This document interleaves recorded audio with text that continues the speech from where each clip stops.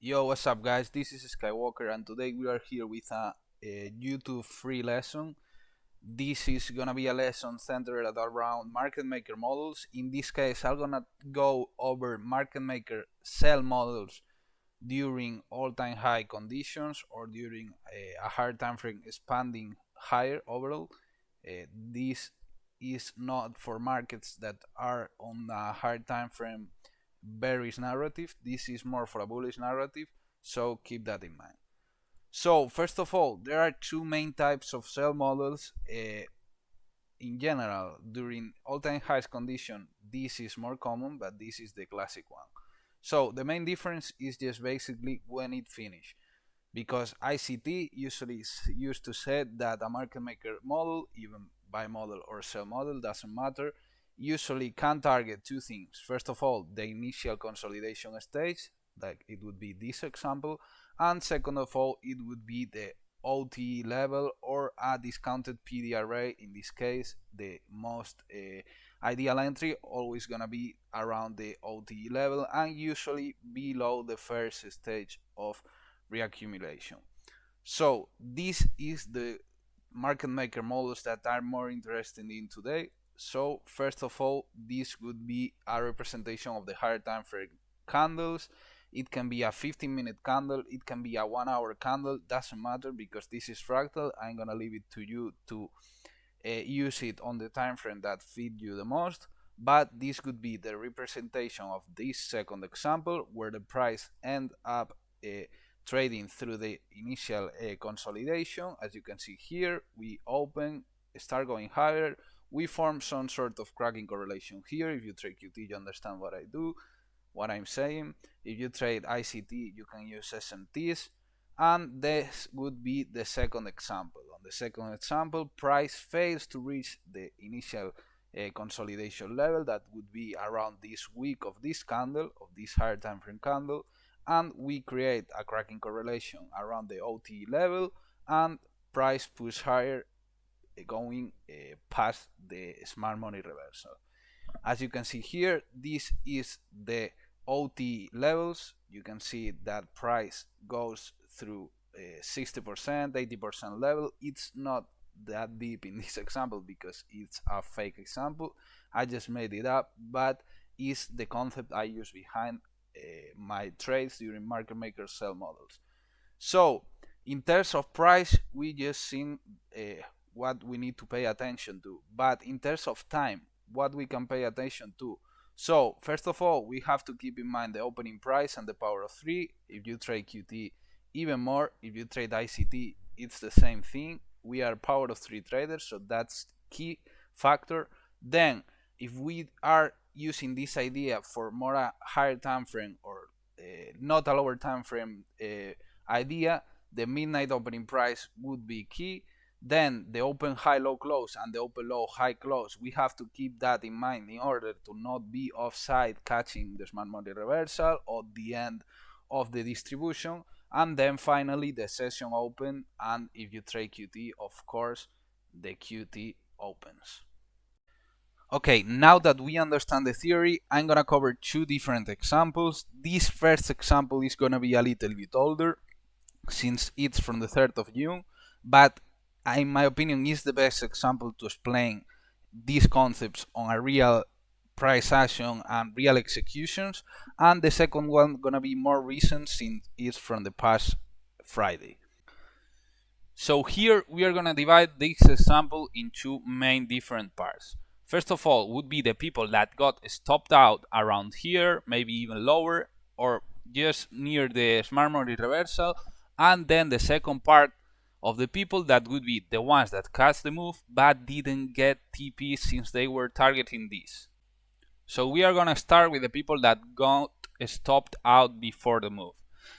First of all, this is a 15-minute chart. Each candle is a 15-minute candle. So I think it's easier to understand the market maker model and the idea that we covered on the slides before. Okay, so first of all, we need to understand the context of where we are trading off. As you can see here, we had a 300 points dump in 15 minutes. So that's a thing that we have to keep in mind in order to expect sells later, because even if you expect price that is going to go lower, the fact that price distributed 300 points in less than 15 minutes is gonna require you to this price to slow down a little bit, because you cannot expect price to dump 300 points, pump 200 points, and then dump again 200 or 300 points. Like, this is not how price behave. Like, this is not a meme coin, this is the Nasdaq. It has some sort of a structure, even though nowadays it's very volatile. This is not how it behaves. Okay, so you are here, prices start expanding higher. Maybe you identify this stage of reaccumulation, maybe not, doesn't matter, but you just want price to come back higher, maybe touch this 15-minute FBG and then go lower, because you have your model, everything is like checking out, you tap into a higher time frame PDRA, you're in a premium, and you sell here. Wrong, not because in this case you got stopped out and I'm cherry picking. No, wrong because you are not waiting for price to do what a sell model during all-time high condition must do. And what must do at the high, at the smart money reversal? To cool down, then to manipulate, and then to distribute. So if you sold here, this is completely wrong. Then it would be the shorts around here. Okay, you have your accumulation, let's say that this for you is enough accumulation, I don't blame you. Then we have a manipulation to the upside and we start distributing lower. Here there are two main errors in my opinion. First of all would be time, because if you trade QT, I'm not gonna go in depth of that, you are just shorting right at 10:30, so that's a dangerous thing to do. And then the second thing would be price. Price, why? Because if you check the different charts here, you are, let me go to replay mode, I'm gonna show you where you are shorting. You are shorting here. In this case, the Nasdaq is right next to these relative equal highs with an FBG above it, and in terms of ES, price just placed 3 relative equal highs. So the same as the previous one, even though your model has everything in line to short, you shouldn't short, because this is not enough manipulation, because it's an early manipulation. It's not going to work out. So if shorting here was wrong and shorting here was early, I'm not gonna say that it was as bad as this one, but it was early definitely. Why this one was so good? Why this one was where I decided to short? So it wasn't because of the model, because the model show up here and the model show up also here. It was because I understand how market maker model works, and I also understand basic price action and ICT and power of threes. I just waited for the new power of 3 to open, to manipulate higher, to take, in terms of price, this liquidity pool where we have relative equal highs here and relative equal highs on ES with a PDR rate higher. Also on the higher time frame, we have here an order block that price was leaving right here just below without touching it, that we touch here, and also we form every sort of cracking correlation, every sort of piece necessary to the model just in this exact candle that takes this liquidity rate. So if you are an experienced trader, or maybe if you had some good trades, the best trades are always going to form with everything on site, and everything is just forming so smooth. I don't know how to explain it like exactly, but if you experience this, you know exactly what I mean. So after we have this, then is the right time to sell, because you understand everything of the theory and you put it all in a live example. You sell here, and now comes the second part. So now focusing on how to exit a trade if you were inside a market maker sell model. As I said on the slides, there are a few different things that you can use to exit on market maker models, but the most important thing would be this. What is this? the OTE level of this range, and this range is the y-side of the curve of the market maker sell model. So the first of all would be just trying to exit after equilibrium. That would be valid. This is the safest option, maybe to partial. In this case it would be exiting right here, where usually a partial during equilibrium during market maker sell model is one of the best options that you can do. Partial or break even, that's up to you and up to your model. So the second one would be finding a PDRA during OTE, a higher time frame one. In this case would be maybe this rejection block. That's up to you and to your data collection. Then it would be a time open. Since here I don't cover QT time opens, the most simple one would be 10 a.m. open. So you would TP around here. And then the last example that I had on the slides was below, for example, the first stage of redistribution if it used to align during OTE. So it would be below this 958 low, getting full TP here. So this is trying to explain the idea of why price reverts on me even though I'm right. That's a thing that a lot of people would think. Maybe you enter here and you target this low, you have everything in check in terms of SMTs, cracking correlation, whatever your model is pointing that is going to take this low, but a lot of the times price just don't take it at all or just leave it for later. So that was a thing that happened to me a lot because I'm like the type of guy of ride or die. So I was thinking, okay, if I'm right on the 90% of the trade, why it end up getting reversed and I'm not getting anything in exchange? Like I end up getting break even or with a poor partial at equilibrium. So the reason behind is kind of simple, is that overall we are expanding higher. So there's no real need to price to take this low if they can create some sort of cracking correlation here at the lows, maybe react to a discounted PDRA and then keep pushing higher because the overall higher time frame is just going higher. So you are just trading a lower time frame retracement into either discount, into a PDRA, or into form a cracking correlation. Can be the low of the session, can be the low of the day, can be the low of the week, doesn't matter. You are trading the manipulation, so that's the reason that you are not getting full TP. So now for this second example, this is the last Friday price action. I'm gonna explain more of the other side of the coin, how to continue catching the trend, in this case these longs, with the information we just learned.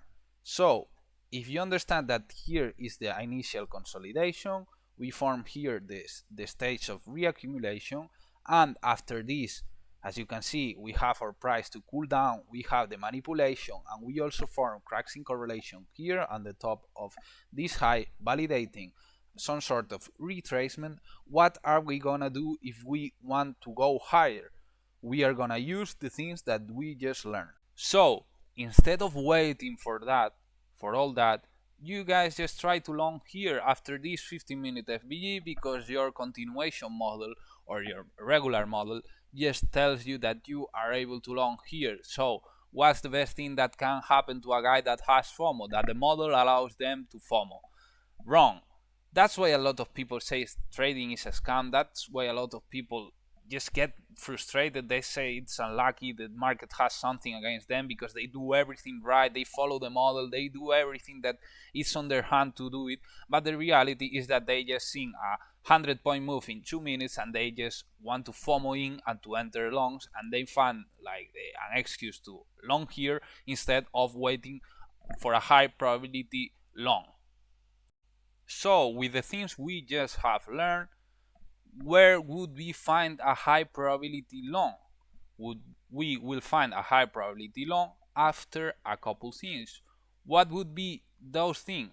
First of all, in terms of important openings, time openings, what would be a good time opening? Here, that this 10 a.m. candle is right at equilibrium, right below equilibrium, and it's also the candle that creates this 15-minute fair value gap, meaning that if price takes this time-based low, it's gonna be also trading on a higher time frame PDRA that it's also on discount. On top of that, this would be the initial accumulation, and this would be the first stage of reaccumulation. So we are also trading just below this first stage of reaccumulation. So we wait for price to keep chopping here, then it comes back to this 15-minute PDA array.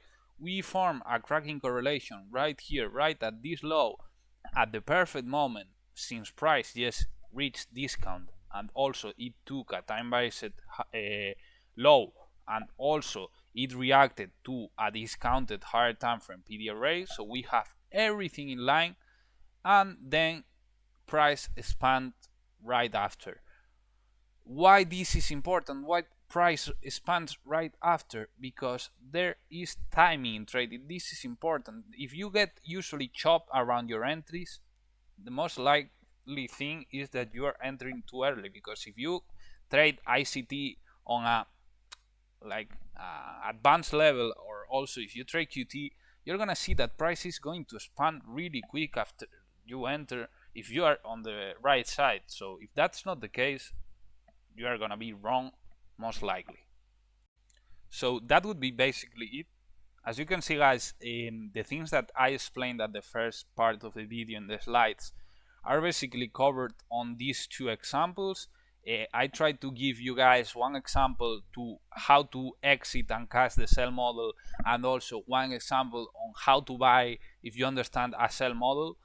And this is the main reason of the main difference between a profitable and unprofitable trader. If you trade QT, if you trade ICT, this type of methodologies is how to wait, how to filter, and especially if you understand what price is going to do, you are not gonna feel FOMO in a mid trade, like trying to long a mid trade. The FOMO and psychology issues is mainly caused by one of two things.